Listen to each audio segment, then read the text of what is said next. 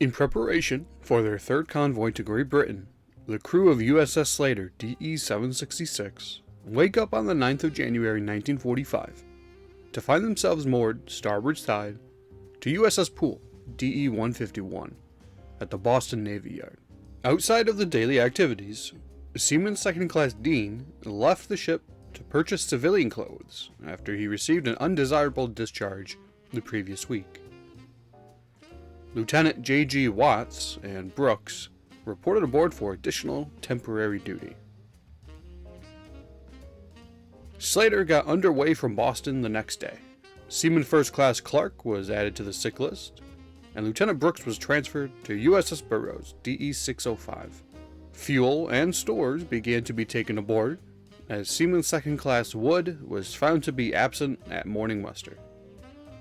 Ship Serviceman Third Class Hatfield and Steward's Mate First Class Sharp were both transferred to the hospital at Chelsea.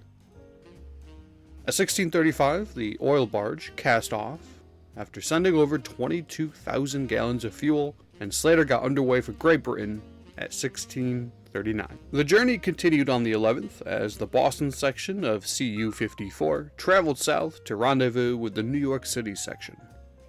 With a light snow but calm seas, Slater was sailing at 17 knots. As the day progressed, deck court was held for Motor Machinist Mate Third Class Howard, Seaman Second Class Harper, Seaman First Class Harned, and Seaman First Class Coulson.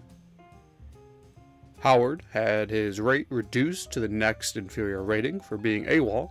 Harper, Harned, and Coulson were all sentenced to 20 days of confinement to the ship, as well as extra police duties. At 14:25, the Boston section began to form up with the New York City section, and Slater took up station number 2.